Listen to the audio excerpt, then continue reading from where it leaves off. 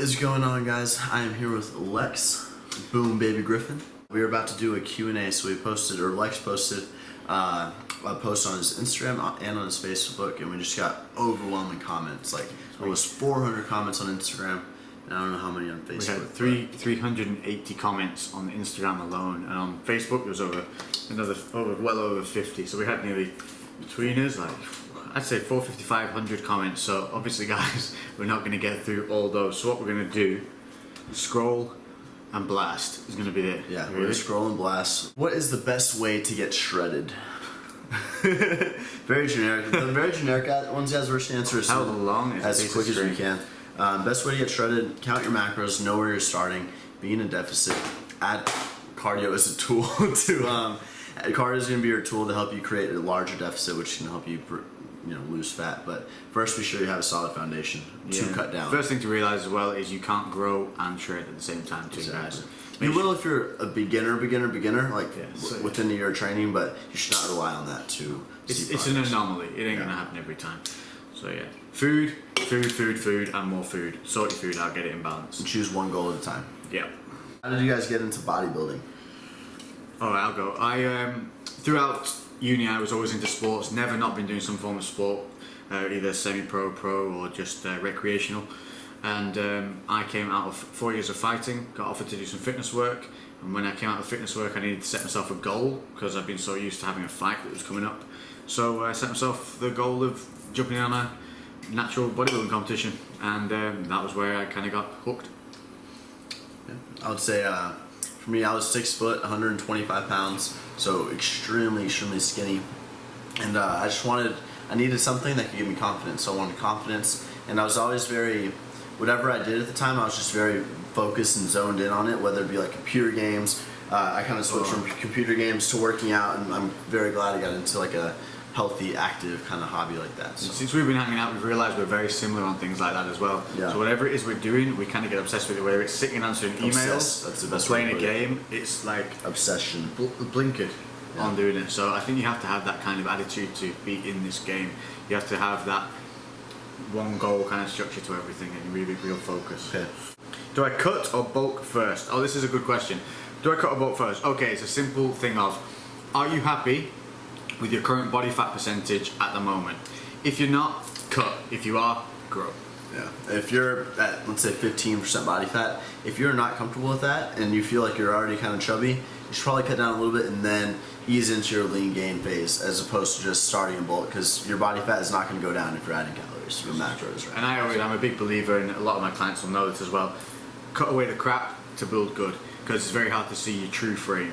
Yeah. I think very hard to see. If you're covered in big bulky fat, how do you know what's good, what's bad? Generally, I would say if you've been training, so if you have training experience, I would say you should at least be able to see some kind of abs, guys, before going into a bulking phase. I mean, you don't want to start bulking if you already have kind of like fat on your hips and love handles and everything. So that's kind of like a basic, simple indicator. Yeah, both agree on that one. When did you and Lex started working out?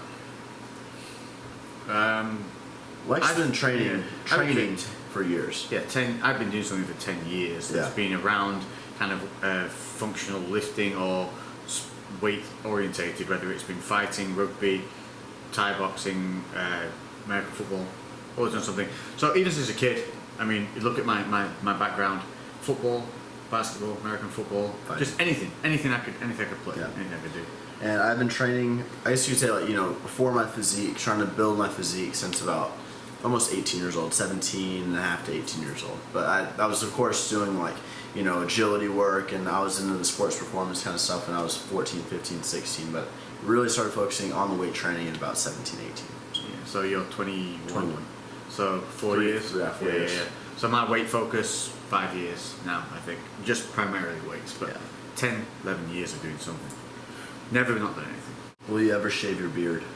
Right, well, this is the thing. I started growing this beard as a kind of, I wonder if I can grow a beard thing, and then people started loving the beard online, and I had people coming to the chat saying I came for the beard, I stayed for the videos. Yeah. So, I don't know, I think people would be mad, man, if I shaved it off. It's kind of like that and the tattoo are kind of like your... I can't, this is staying. That's staying. Yeah, so not at any time soon, no. I might step in and be like, you know, a voluntary Santa Claus. Come December. Okay, hang on. This is a good one. Since you both happen to stay pretty lean and aesthetic year round, do each of you have a certain strategy in deciding when it's time you should stop bulking or start cutting and vice versa? I think that our answers are going to vary. Lex, I would say he stays about under 10% body fat year round. Personally, I let myself get a little bit higher. My reason being is I am younger. I'm 21 years old, Lex is 32. I really want to give myself that time to build up my, not foundation, but really build up mass. I'm at that age, 21, 22, 23, where it's really good for me to be in a surplus right now. So the longer I can be in that surplus, the more muscle I'm gonna build. So I'm really just gonna take my time. That's very true, because Christian's age at the moment, his endocrine system is just coming through to real development. So this is a stage where he wants to take advantage of growing that muscle. And with me, I know I look like that. I reckon I'm not. I think I'm about 12, 13. 12, 13. Yeah. Okay, guys, so Lex is 13%. It gives you... but look at Nunes. When he put up the thing, he was 6%, and everyone's walking around thinking he's at sub 5. I would say you're about 9, 10. So, well, we had this discussion earlier about the redistribution of fat anyway, didn't we? So what we're saying is, when you do diet and when you grow, if you do it properly, what happens is your body adapts and gets better every time. So you have a different distribution of the fat. So those problem areas that people tend to have, like I used to have here, was my real problem. Yeah. All around here, this took me so long to get rid of. But then when I got rid of it, and when I started growing in a gaining phase that was a calculated gain, the areas that become troubled, the fat is redistributed and they won't come back. So you can end up back at 12%. Will look like much lower because that problem area that used to stick out no longer does, because it's more evenly spread. Body composition is so different. You're going to be gaining muscle if you're doing it properly. So it's just, you can weigh 180 one year, weigh 180 the next year, and just look Totally different. Yeah. So. And that's going to be the difference as well between my age and Christian's age at the moment, is I've done that cycle so many times. Strip and grow, Yeah. so many more times. My distribution is much more even. So some of my muscle can look deeper, but when you actually look at measurements between... Muscle maturity. Yeah, muscle maturity. It's a big fact, but when you look at the measurements between myself and Christian, we're not really that far apart. Yeah. So a lot of mine is... You saw when I measured it against Matt's and things like that, my arm's no bigger than Matt Ovis's arm, but it's just because of the body fat distribution and things like that.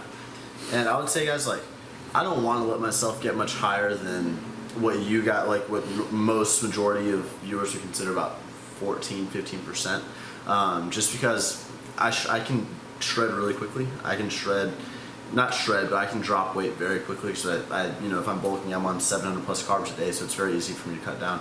So what I kind of want to do is, bulk a solid 4 or 5 months and maybe do 4 weeks, a little mini cut per se. So just to kind of keep the fat gain to a minimum, and always stay, like you guys said, relatively lean. So our strategy would pretty much be based around when we're needed to be in shape for work as well. So we'll build our lives around that, but we'll always try and stay within certain fat ranges so that it's easier to diet. That's the main thing, make dieting easier. And if you guys if you let yourself get to like 20-25% body fat, and then want, just for the hell of it, within like a 6 to 8 month period, and then want to cut that back down to like a 10-12%, why would you gain all of that weight, all of that fat, unnecessary fat, just to cut it all back down? It's just so much more effort. It's so much better to keep everything controlled. Because you're not going to gain any more muscle doing that. You're not going to gain more muscle by every time. Yeah. Just trying to make an imprint on the game. But